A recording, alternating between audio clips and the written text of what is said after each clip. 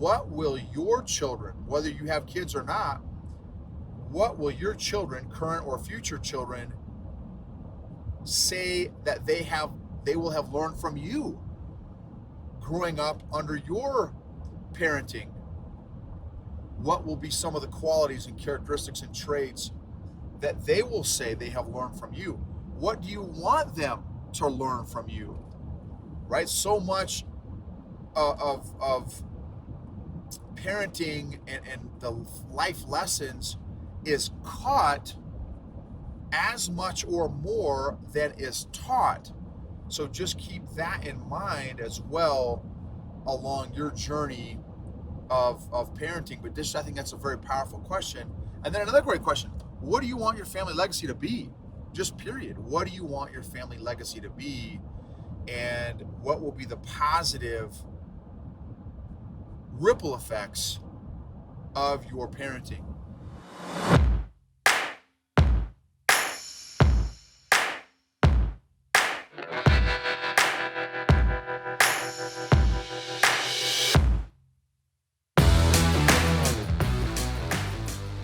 What is going on, EQ gangsters? So I know so many of you have heard my story over and over and over of how I got to be emotionally clueless 98% of my life, and my origin story. And I've shared many times, just how my family of origin dealt with emotions, and actually didn't deal with emotions is really more accurate. And and again, I've kind of shared some disclaimers in there that look, I've had amazing parents. My dad passed away 10, 11 years ago, and my mom is still doing amazing. We call her the Energizer bunny, the Tasmanian angel, because of her energy and everything. And I've got a wonderful sister. And so, but even with that, even with amazing family members, and we're just very thankful for the family that I was blessed to have growing up, we still had our issues. And again, and I'm going to share in this episode some of the wonderful things about my family, some of the wonderful emotional things about my family that I don't normally share. I normally share that one story, which kind of sounds like, well, crap, no, but you had a rough childhood or whatever. And I didn't have a rough childhood. 98% of it was not rough. However, the consequences of the 2% went very deep. And so this episode, again, I want to share some of the very positive things, because again, I've shared in many of the episodes how I started off being emotionally clueless, and that was because of how we handled conflict. We would yell and scream at each other, and after, whoever yelled the loudest won, and then after, that yelling and screaming at each other, we'd stomp off in our respective corners of the house, come back 30 minutes or an hour later and act like nothing happened. That's just how we did it. And again, it's not a knock on my parents. What do most parents, every single parent, you can't teach what you don't know. We're parents, and guess what? I don't teach my kid Chinese or Arabic because I don't know Chinese or Arabic. So, and that's just a simple analogy, but you don't teach what you don't know. And my folks did not know about or were aware of emotional health or emotional intelligence because they weren't taught it either. So again, it's not a knock on my parents. However, there are consequences how we all parent. There are consequences. We do the best that we think, we do the best we can. Not many parents, and including my parents, not many parents are intentional or even aware of the emotional consequences of how we parent. And there are consequences to that. And my family was no exception. So you guys have, again, heard that story. And so there are many consequences for the fact that we had no conflict resolution in my family. After yelling and screaming at each other, again, we come back, act like nothing happened, and we would never, ever bring it up again. We never discussed feelings and emotions. And again, you have heard 150 episodes plus on the consequences of not of not learning about this in my childhood, nor in my adult life either. So yes, my childhood started me off that way. And again, was never even aware of my emotional cluelessness until 4 years ago. So the positive things about my family that I want to share with you all that I think are so important. And first, I want to just thank you guys so much for, again, rating, reviewing, sharing, subscribing, commenting on our podcast, on our YouTube channel. Thank you for your patience as we're going through the rebrand and remodel of EQ for Entrepreneurs, now transitioning to EQ Gangster and our new website, eqgangster.com. For those of y'all that would like to be a part of or join the wait list to be a part of our membership and community, growing alongside each other in the area of our emotional health and emotional intelligence, check out eqgangster.com/mafia, because that group will be the EQ Mafia that is our EQ membership and community. So some of the amazing aspects and positive emotional consequences of my family. So my mother is one of the most, passionate people that I've ever met. She is so curious, people curious, and passionate about people that I've ever met. She loves, in fact, that's where I learned, and even from my dad too, I learned the power and impact and positive consequences of being socially curious. My dad taught me about being intellectually curious. My mom taught me about being socially curious and people curious. My mom could talk to lottie-dottie anybody for hours. She would be the lady that would walk into a restaurant and in 30 minutes know everybody in the restaurant. To this day, even to this day, she will make her rounds, and she is like the unofficial mayor of the town that she lives in. She knows everybody knows her. Again, she is the Energizer bunny, a 4'10", little Hispanic lady, and just loves everybody. And I could share a story. In fact, when I was a kid, some of you have heard this story. When I was a kid, I grew up in a small little town, and so I was born in Oklahoma, grew up in Illinois, in this little teeny farming community in Illinois, and there was literally in the middle of cornfields and soybeans and wheat and all this kind of stuff, and about 7 miles from my little town I grew up in, there was a children's home where they would ship gang kids that were in gangs from Chicago and Rockford, and send these gang kids from the inner city to the middle of Nowheresville, cornfield, USA, 7 miles from our town. And we would pick these kids up. My mom, we had this little spaceship RV looking thing, and we would pick them up on the way to church, and they'd go to church with us. So I'd hang out with them, go to church with us, and then after church was over, we'd go take them, and we'd go to the basketball courts, and we'd play hoops for hours and hours, and then whenever the curfew was, we'd go take them back to the children's home. And so, and that was my childhood. So I hung out with rough inner city gang kids, Puerto Ricans, black kids, white kids, Asian kids, Mexican kids, whatever their backgrounds were. I hung out with them and played hoops with them and took them to church and stuff. And it was awesome. Loved it. Just enjoyed it. And so I got to see how my mom treated everybody, treated these kids, treated adults, whether they were big baller business people, whether they were janitors, whether they were, it didn't matter their profession, it didn't matter their background, their occupations.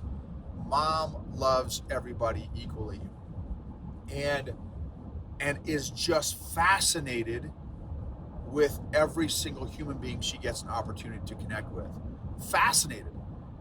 And the thing is, like, every little detail about someone's life, she is just almost mesmerized over, fascinated by.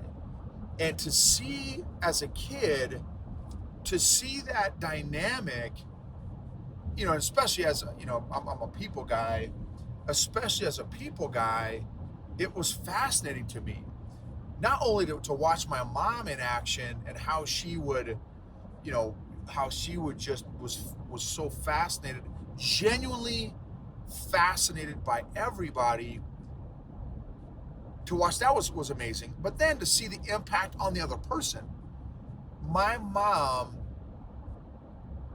makes everybody feel like $1,000,000 when she sees them. Like, it's like the first time she sees that she's seen them in her life. Like, oh my gosh, like this, it's, you know, so amazing seeing you. And it makes the other person feel incredible. That's where I learned that from.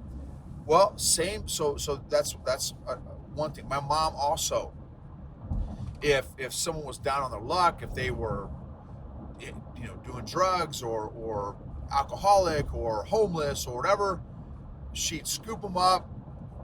She'd bring them home, and we'd, you know, have them over for dinner.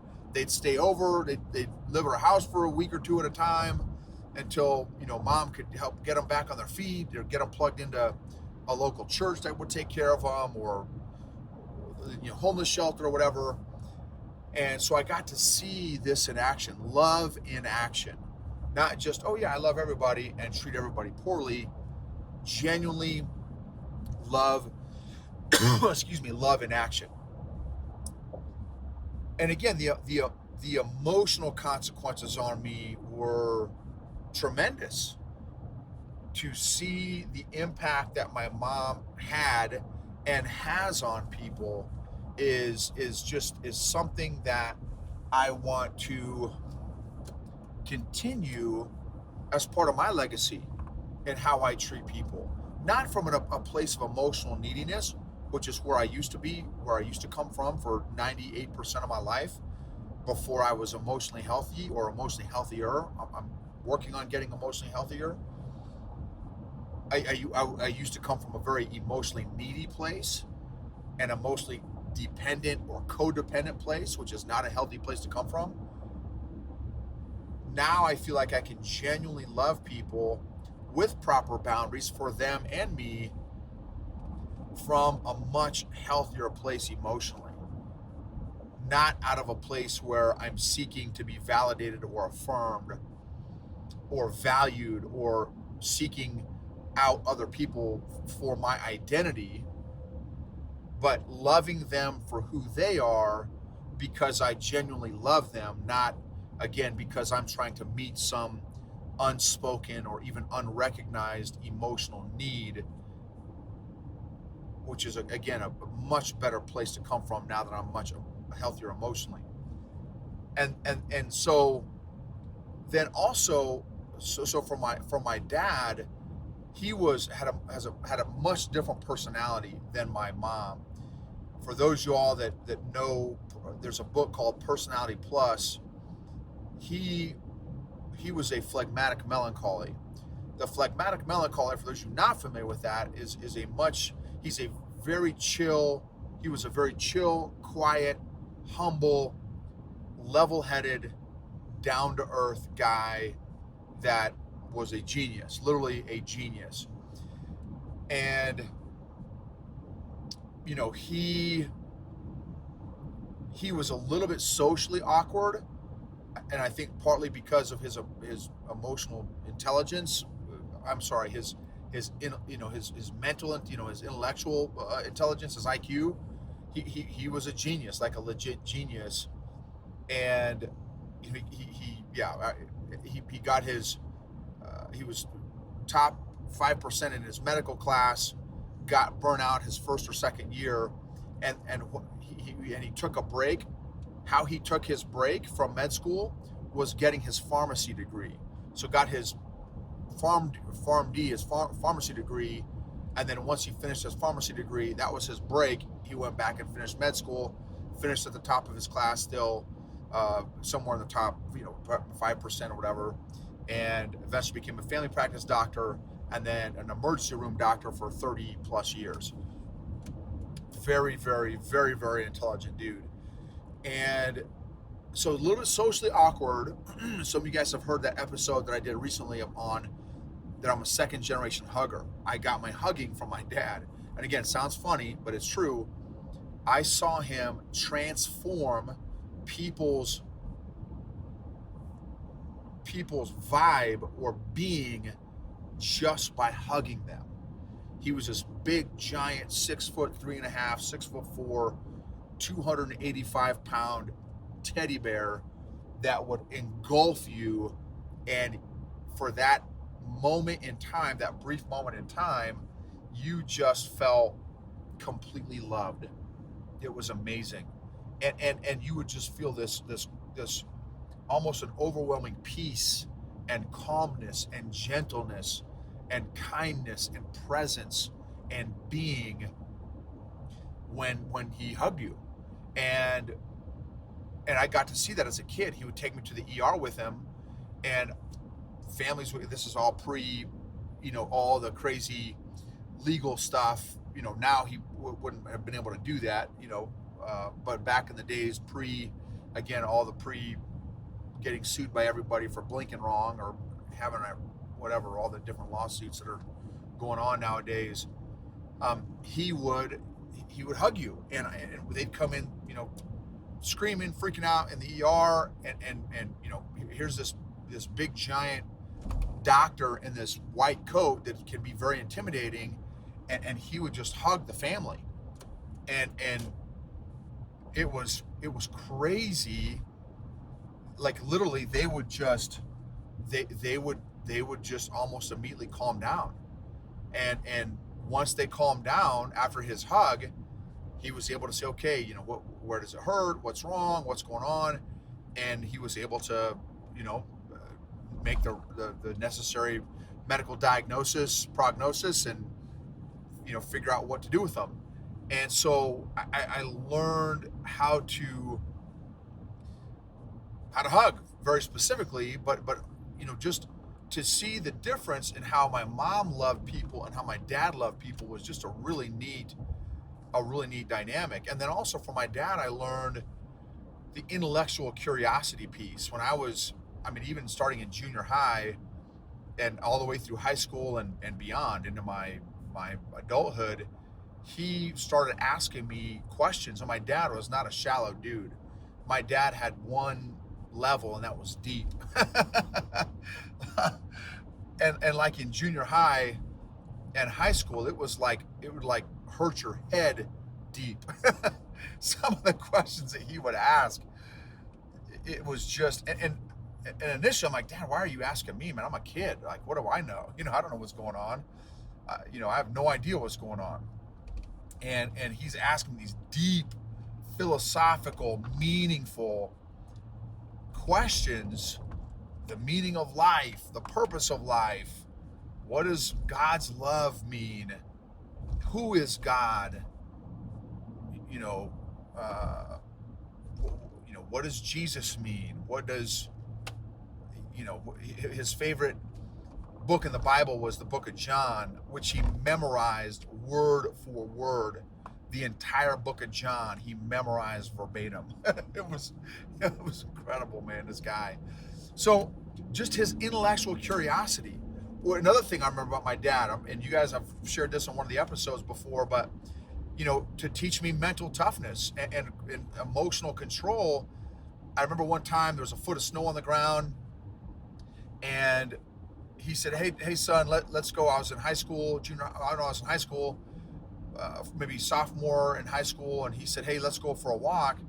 I'm like, okay, cool. Started, getting my jacket on. I said, no, go ahead and get in your underwear. And I was like, where are we walking? Like, what are you talking about? Getting my underwear? Uh, there's a foot of snow on the ground, Dad. What are you talking about? No. Just, you can keep your, and I don't even know if we had our shoes on, to be honest with you. I don't know if we had our shoes on or if we went barefoot, but he's like, no, just all you need is your underwear. And I was like, and we lived in the woods, like, at the time we had 65 acres of woods outside of our little town that we had moved to, so there was no neighbors anywhere around. So it wasn't like we were walking downtown, in our underwear. So in the woods, in the middle of the winter, a foot of snow on the ground, and we're like 15, 20, 30 feet into our walk, a few minutes into the walk. And I'm like, Dad, like, I'm freezing, man. What are we doing? And he's like, hey, yeah, okay, got it. Hey, so where's like your favorite place to vacation? Where do you want a vacation? Let's plan a family vacation. And I was like, what? I'm like, Dad, I'm freezing. He's like, I got that. Let's talk about that in a second. But like, where do you want to go on our next family vacation? And, I'm like, one of my favorite family vacations that I remembered was when I was a little kid, my dad took us to Zihuatanejo. And so, which is a beach, and it's sunny, beautiful. He's like, oh, really? Okay, cool. Well, tell me about that. Maybe we can go again sometime. And he kept asking me questions about this family vacation. And we were 30 minutes into this walk, 30 minutes, I don't remember, 30, 45 minutes into this walk. And he's like, how do you feel? And I was like, what do you mean, how do I feel? He's like, well, we've been out on this walk for 30, 45 minutes, and we've been talking about a family vacation, and you haven't mentioned that you're cold once. And I was like, hey, what? Right, my head exploded. And he's like, no, well, that's the power of your mind. Literally mind over matter. That is the power of your mind. If you choose to focus on something different other than, whether it's the cold or an injury or whatever, you can, your mind is a powerful tool and resource that you have access to if you're willing to tap into it. And I've clearly never forgotten that lesson. And he taught me the power of my mind, mental toughness, and really emotional control at the time. And so, and of course, I didn't even realize what he was doing. And so, and him, I got, again, the intellectual curiosity from asking me all these amazing, powerful, deep questions. And he would do it for other people too. So he's this big hugger, and he was also very fascinated about people, which I also think he got that from my mom. He probably saw that, he was very observant, very intelligent. And it's kind of funny, but my daughter is so similar to my dad. So that's one of my super bummers about Dad going off to heaven and not getting a whole lot of time to hang out with my daughter, because I know they would have been best buddies, because they are so much alike in so many different ways. And then my sister, we're 6 years apart. My sister and I are 6 years apart, and she has probably, and I want to be accurate, probably one of the greatest, best communicators of anybody that I know. She has, and so period, and then the sub aspect or subscale or I'm not coming up with the right word here, but the specific area of communication is writing. I have just always wished that she would write, because she is just one of the greatest writers that I know, and one of the most creative people that I know. These letters that she has sent over the years, for birthdays or whatever, just the most creative, the colors and she'd make them three-dimensional and pictures, and just, man, just over the years, just her level of creativity is just, it's really incredible. And then also, again, her creativity in writing as well, one of the best. So that's something I've learned from her. And I know it's probably been hurtful for her. And my mom is a pretty big communicator also. I have not picked that up. I've gotten a lot better, I think, over the years, but still nowhere near the level of communication that either my mom or sister are at. But that's something I've learned from my sister, is that it is just the power and the impact of communicating and writing and creativity. And she's also incredibly disciplined as well, and just the power of discipline. I've had phases in my life where I've been disciplined, and also phases in my life where I have not been very disciplined, and the consequences and benefits, the consequences of not being disciplined, the benefits of being disciplined. And then also, my sister loves very deeply, is something I've learned from my sister. Really, I've got from all three of them, from my mom, my dad, and my sister. They love very, very, very deeply. And so anyway, those are some of the neat things that I've really taken from and learned from my family, and really areas from each of them, from all three of them, that I really want to continue on and carry on into my own life. And then I had an older sister. She'd be 4 years older than me. That, she was killed when she was 5 months old in a very tragic story. And so I've never had the opportunity to meet her. Looking forward to hopefully meeting her at some point. And that's actually who my daughter is named after, is my older sister. So that is, another member of the family there. But, again, she died tragically when she was very, very young. So, but that's my family, and some of the great things that I've learned from them, and some things, again, that I want to continue on. So some things to think about.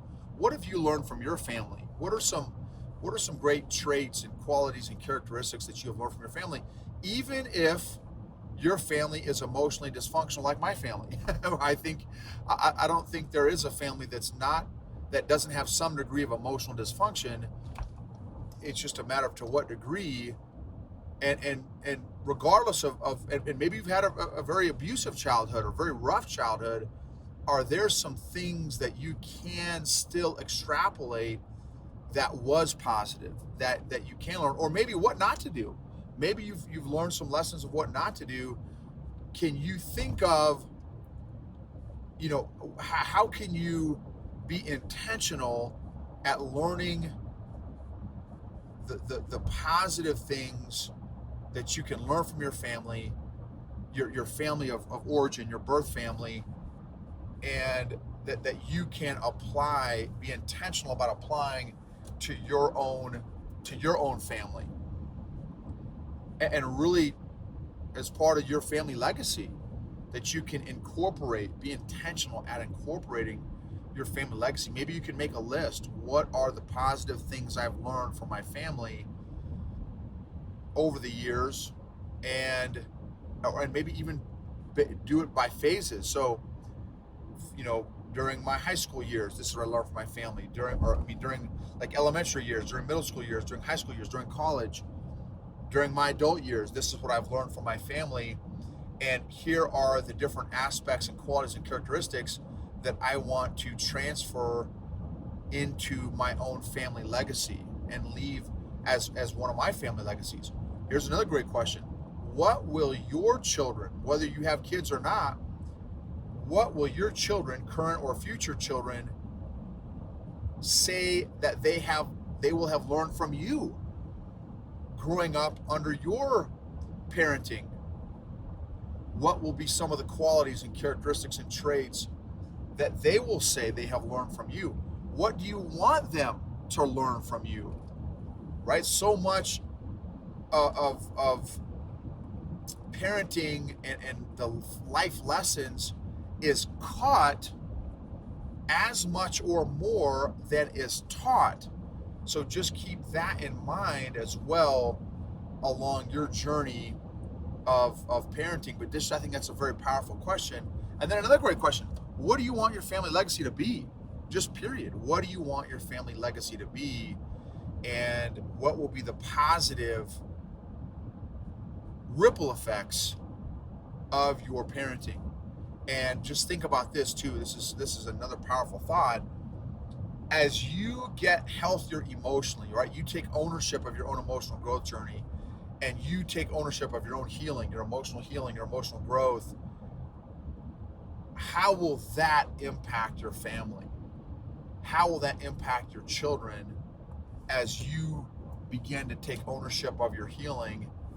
And as you get your healing and your emotionally healthier, what will be the ripple effects and positive consequences of you getting healthier emotionally? It's been so powerful with these coaching clients that I've been working with over the past 4, 5, 6 months. As they get healthier emotionally, as they have gotten healthier emotionally, it has been so rewarding and fulfilling and meaningful to me to hear how their families are getting impacted as a result. It's great to hear how they're getting better as executives and leaders and that kind of thing. It's definitely rewarding to hear that. But for me, honestly, it's even more rewarding to hear how they're becoming better spouses. They're becoming better parents, better mentors, better coaches, better children to their own family, to their adult parents. It's just been so rewarding and fulfilling. So the consequences, think about this. Here's another great one. Make a list of the people that will benefit the most from your emotional growth and emotional healing. Excellent question. Another excellent question to chew on, think about, and answer. Thank you guys again for rating, reviewing, subscribing, sharing, listening to our podcast, our YouTube channel, and for your patience during this remodeling and rebranding process from EQ for Entrepreneurs to EQ Gangster. And for those of y'all that would like to be a part of or join the wait list to be a part of our membership, our community, so that you can have a safe, encouraging atmosphere to grow in, grow with, grow alongside, check out eqgangster.com/mafia.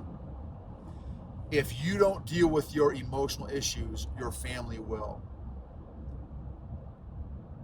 Unaddressed emotional issues do not get better over time. They actually compound. Emotionally healthy people help heal other people emotionally.